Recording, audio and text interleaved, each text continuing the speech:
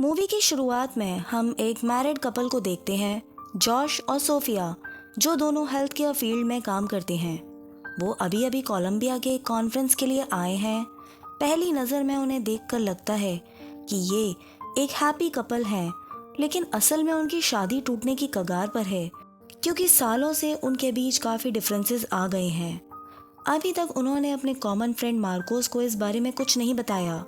Marcos, जिसके साथ वो काम करने वाले हैं, बिना कुछ जाने उन दोनों के लिए होटल में एक सिंगल रूम बुक कर देता है।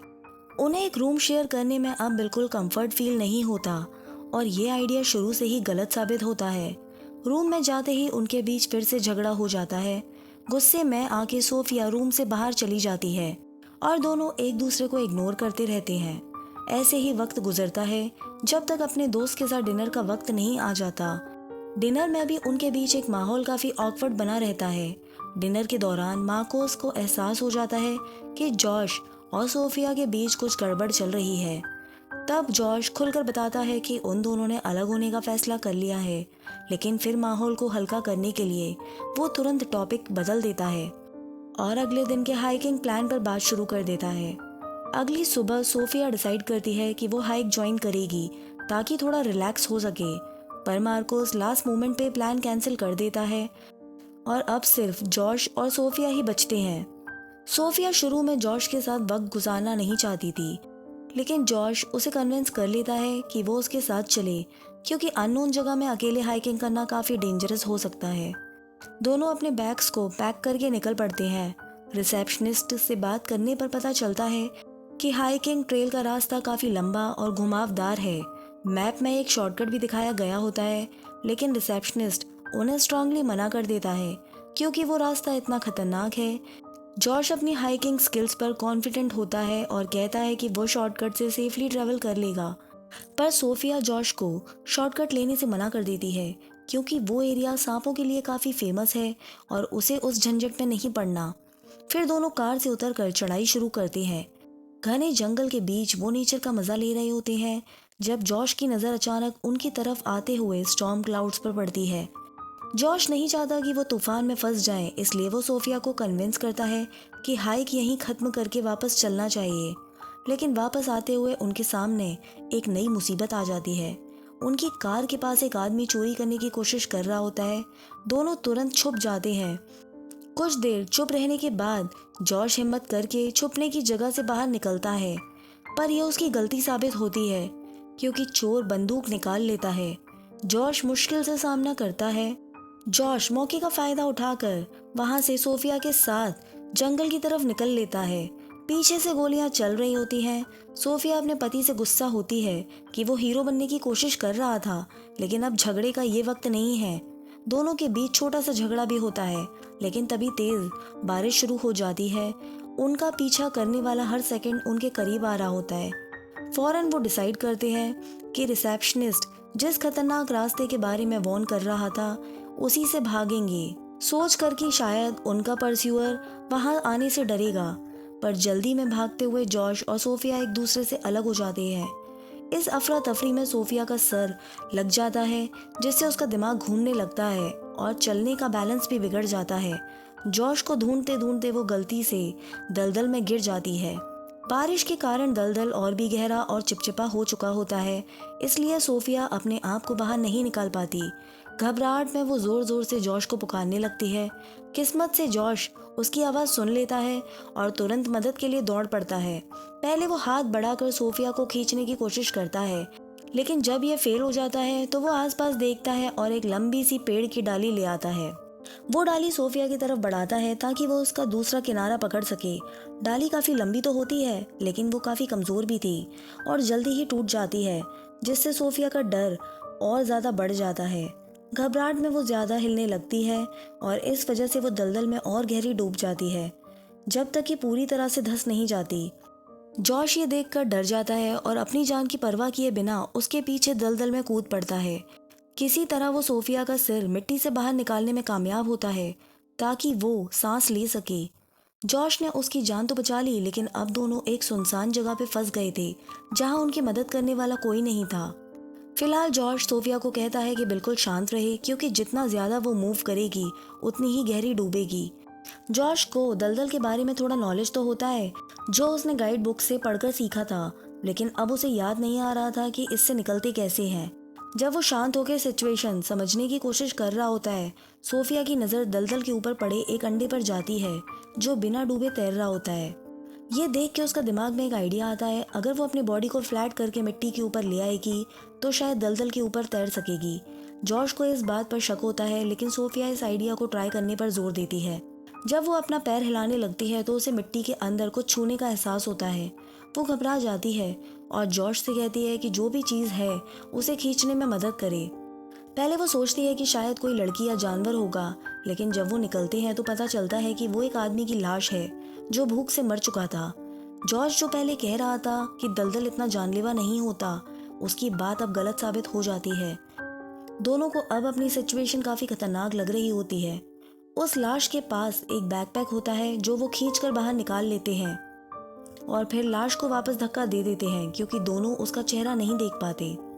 बैग के अंदर ज्यादातर रैंडम चीजें मिलती हैं, एक किताब, एक टूटी फ्लैश लाइट, एक छुर्रा, एक शॉट गन जिसमें 2 गोलियां बची होती हैं और कुछ छोटी मोटी चीजें। इन सब में सबसे काम की चीज होती है खुद का बैकपैक। जॉर्ज के दिमाग में एक आइडिया आता है कि बैग को नाइफ से काट कर उसके कपड़े से उनकी एक रस्सी बनाई जाए ताकि पीछे वाले ट्री स्टम्प को पकड़ सके। सोफिया को ये आइडिया पसंद नहीं था, पर उनके पास ट्राई करने के अलावा कोई ऑप्शन नहीं था, क्योंकि एस्केप का यही चांस था। होटल के अंदर मार्कोस अपने दोस्तों के गायब होने से थोड़ा बेचैन था। उसने जॉर्ज का वॉइसमेल सुना था जिसमें हाइक के बारे में बताया गया था, लेकिन उसके मन में कुछ गलत होने का डर बैठा हुआ था। उसका शक तब सच हो गया जब उसने एक बिखरे हुए कपड़ों वाले आदमी को होटल में आते हुए देखा जो सोफिया का बैकपैक लेके जा रहा था। ये वही आदमी था जो कपल का पीछा कर रहा था। मार्कोस उसके पास गुस्से में गया और तब उसने देखा कि उस आदमी के सीने पर बड़ा सा ब्लड स्टेन था, और तब हमें पता चलता है कि मार्कोस ने उस पर हमला कर दिया। वो आदमी भागने लगा था, पर मार्कोस ने उसे ज़मीन पर गिरा दिया। इस झगड़े में उसकी जेब से एक गन गिर गई। मार्कोस उस पर दोबारा हमला करने ही वाला था कि होटल के स्टाफ ने आके दोनों को अलग किया और पकड़ लिया। जंगल के अंदर सोफिया और जॉर्ज ने अपने बैकपैक का यूज़ करके एक रस्सी भी बना ली थी। उनका प्लान था कि उन रस्सियों के सहारे ट्री स्टंप में हुक करें, लेकिन रस्सी ज़्यादा छोटी निकली। अब वो फ्रस्ट्रेशन में आ रहे थे, तभी उन्हें एक छोटी सी उम्मीद दिखती है जो था एक हेलीकॉप्टर। वो उनके बिल्कुल ऊपर से गुजरा। दोनों जोर जोर से चिल्लाने लगे, हाथ हिलाने लगे ताकि हेलीकॉप्टर वाले उनको देख लें, पर अफसोस घने पेड़ों की वजह से हेलीकॉप्टर में बैठे लोग उन्हें स्पॉट नहीं कर पाए। जॉर्ज ने तो हार मान ली, लेकिन सोफिया इतनी आसानी से गिव अप करने को तैयार नहीं थी। वो जल्दी से आग जलाने की कोशिश करती है ताकि हेलीकॉप्टर को सिग्नल मिल सके, लेकिन हर जगह मिट्टी और गीली लकड़ी होने की वजह से आग भी नहीं लग पाती। आखिरी कोशिश में सोफिया रस्सी को ही आग लगाने की सोचती है, पर जॉर्ज उसे रोक देता है। जॉर्ज कहता है अगर रस्सी भी जल गई और हेलीकॉप्टर ने उन्हें नहीं देखा तो वो सच में फंस जाएंगे। रस्सी ही उनकी लास्ट होप है। इसी बीच दोनों के बीच बहस चल रही होती है और हेलीकॉप्टर आसमान से गायब हो जाता है, और उनकी उम्मीद भी। सोफिया थोड़ी बेचारी सी लग रही थी। उसने जॉर्ज से पूछा था क्या वो अपनी जैकेट को काट कर रस्सी को लंबा बना सकता है। जॉर्ज ने मना कर दिया क्योंकि उसे डर था कि जैकेट के बिना वो ठंड से मर भी सकता है। जॉर्ज कोशिश करता है होपफुल रहने की, सोचता है कि मार्कोस आके उन्हें बचा लेगा, लेकिन सोफिया का नेगेटिव सोचना उसके लिए मुश्किल बना देता है। अचानक सोफिया को लगता है जैसे कुछ उसे काट रहा है। वो पैनिक हो जाती है। पता चलता है कि चींटियां उसके कंधे तक चढ़ गई हैं और बिना रुके उसे काट रही हैं, जिससे उसकी स्किन पर लाल रैशेस बन जाते हैं। उसकी चीख सुन के जॉर्ज जल्दी से उसे वोडका की बोतल देता है और कहता है कि इसे कंधे पर डाल दो, और सोफिया खुद को उनके कांटों से बचा लेती है। सिचुएशन थोड़ी काम होती है तो सोफिया वोडका बोतल को देखती है जो जॉर्ज ने उसे दी थी। तब उसे एक बात समझ आती है। उसका मानना होता है कि जॉर्ज सोबर है, लेकिन जॉर्ज कन्फेस करता है कि अपने डिवोर्स के स्ट्रेस के बाद वो फिर से ड्रिंकिंग शुरू कर चुका था। इस डेंजरस सिचुएशन में फंसना और ऊपर से अपने फेल्ड रिलेशनशिप का बोझ दोनों को बहुत ही इमोशनल बना देता है। वो दोनों अपने इमोशंस को कंट्रोल भी करने की कोशिश करते हैं, लेकिन दोनों की आंखों में आंसू आ ही जाते हैं। इसी इमोशनल बातचीत के बीच सोफिया को अचानक गन याद आती है। सोचती है कि अगर हेलीकॉप्टर के समय उस गन का यूज़ करते तो शायद उनकी जान बच जाती, पर अब बहुत देर हो चुकी थी। पछतावा उन पर हावी हो जाता है। कुछ और करने को था भी नहीं तो सोफिया शॉटगन के स्ट्रैप्स को काट कर रस्सी में जोड़ने लगती है ताकि वो रस्सी लंबी हो सके, लेकिन ये अटेम्प्ट बेकार लगता है क्योंकि स्ट्रैप से इतनी लंबी रस्सी नहीं बन पाई जितनी उन्हें चाहिए थी। जॉश उसे रोकता है और कहता है कि बस मार्कोस का वेट करो, पर सोफिया जानती है कि इतने बड़े जंगल में सिर्फ मार्कोस पर भरोसा करना बहुत ही खतरनाक हो सकता है।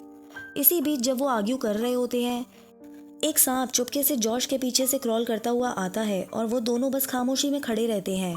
सांप उनकी तरफ बढ़ता जा रहा था। जॉश के पास पीछे मुड़ने का ऑप्शन नहीं था, इसलिए सोफिया को ही एक्शन लेना पड़ता है। वो अपने हाथ को फ्री करने की कोशिश करती है ताकि गन को उठाकर सांप को शूट कर सके, लेकिन जब तक वो शूट करती तब तक देर हो चुकी होती है। सांप ने जॉश के हाथ काट दिया होता है और फिर वहां से भाग जाता है। सोफिया तुरंत जॉश के पास जाती है और रस्सी से उसका हाथ टाइटली बांध देती है, पर जहर अपना काम शुरू कर चुका होता है और जॉश के पास अब मैक्सिमम 6 घंटे बचे होते हैं जिंदा रहने के लिए। सीन कट होता है एक जेल के सीन में, जहां मार्कोस और एक चोर को रखा गया है। मार्कोस उस चोर से डील करता है अपनी एक महंगी घड़ी के बदले। वो चोर बताता है कि उसने सोफिया और जॉश को नहीं मारा, लेकिन उनके बचने के चांसेस बहुत कम है क्योंकि जहां वो लोग गए हैं वहां दलदल और जहरीले सांपों का खौफ है। ये सुनते ही मार्कोस गुस्से में पुलिस ऑफिसर्स पर चिल्लाता है कि उसे तुरंत वहां ले जाया जाए। वहीं दूसरी तरफ जॉश को सांप ने काट भी लिया था और जहर तेजी से फैल रहा था। सोफिया तुरंत एक्शन लेती है। वो उसके काटने का ट्रीटमेंट शुरू करती है, लेकिन टाइम बहुत कम था। दूसरी साइड मार्कोस जेल में उस चोर के साथ ही बंद था। वहीं सोफिया जॉश के हाथ का जख्म संभालते हुए उसकी गर्दन पर कट लगाती है ताकि खून के क्लॉट हट जाएं और उसका ब्रेन सेफ रहे। इस प्रोसेस में दोनों थक कर बेहोश हो जाते हैं। कुछ देर बाद जब होश आता है, सोफिया डिसाइड करती है कि वो सांप की बॉडी यूज करके एक रस्सी बनाएगी ताकि वो खुद को और जॉश को वहां से निकाल सके। सोफिया एक क्लीन शॉट नहीं ले पाती और अपनी लास्ट गोली को बर्बाद कर देती है। फ्रस्ट्रेशन में वो गन छोड़कर नाइफ उठाती है, लेकिन मूव करने से पहले ही सांप उसके गले पर लपेट जाता है और उसकी गर्दन दबाने लगता है। सोफिया पूरी ताकत से जान बचाने की कोशिश करती है। तभी जॉश अपनी बची कुची स्ट्रेंथ लगाकर एक ही बार में सांप को मार देता है। सोफिया टाइम वेस्ट नहीं करती। वो तुरंत सांप की स्किन निकालती है और उसको रस्सी में जोड़ देती है ताकि रस्सी इतनी लंबी हो जाए कि ट्री स्टम्प तक पहुंच सके। कई बार ट्राई करने के बाद रस्सी स्टम्प के अराउंड रैप हो जाती है। सोफिया तेजी से दलदल से निकलकर जॉश की हेल्प करने जाती है, लेकिन जहर की वजह से जॉश बिल्कुल बेहोश हो चुका था। उसके पास सोफिया का हाथ पकड़ने की भी स्ट्रेंथ नहीं थी और कोई ऑप्शन बचा भी नहीं था। सोफिया अपने कमजोर बॉडी के साथ जंगलों में लड़खड़ाते हुए चल पड़ती है, किसी ऐसे इंसान को ढूंढने जो उसके हस्बैंड की जान बचा सके। रात होने वाली होती है जब सोफिया बेहोशी की हालत में रोड तक पहुंच जाती है। इतना ही नहीं, एक कोइंसिडेंस होता है। मार्कोस एक एम्बुलेंस और सर्च टीम के साथ वहां टाइम पे आ जाता है। टीम जल्दी से जंगलों में दौड़कर जॉश और सोफिया को ढूंढने लगती है और सोफिया चुपचाप उनके डायरेक्शन में देखते हुए बस अपने हस्बैंड की खबर का इंतजार कर रही थी। मूवी का एंड एक हैप्पी नोट पर होता है। जॉश को जंगलों से स्ट्रेचर में बाहर लाया जाता है। वो जिंदा और होश में होता है, जो सोफिया के लिए एक ह्यूज रिलीफ होता है। वो तुरंत उसको किस करने के लिए आगे बढ़ती है। उम्मीद की जाती है कि ये पूरा स्ट्रगल उनके रिलेशनशिप का एक नया चैप्टर बनेगा, जहां दोनों अपने पुराने गिले शिकवे भूल कर फ्रेश शुरुआत करेंगे। और इस तरह जिंदगी के जंगलों से गुजरते हुए सोफिया और जॉश ने सीखा कि एक दूसरे के लिए लड़ना सिर्फ जान बचाने का नहीं, बल्कि अपने रिश्तों को भी बचाने का एक तरीका है। कभी कभी खतरे ही हमें याद दिलाते हैं कि किसकी अहमियत हमारे लिए सबसे ज्यादा है। अगर आपको वीडियो पसंद आई हो तो लाइक, शेयर और सब्सक्राइब ज़रूर करें और कमेंट्स में बताएं कि आपको सोफिया और जॉश की ये कहानी कौन सा मैसेज देती है। मिलते हैं नेक्स्ट वीडियो में।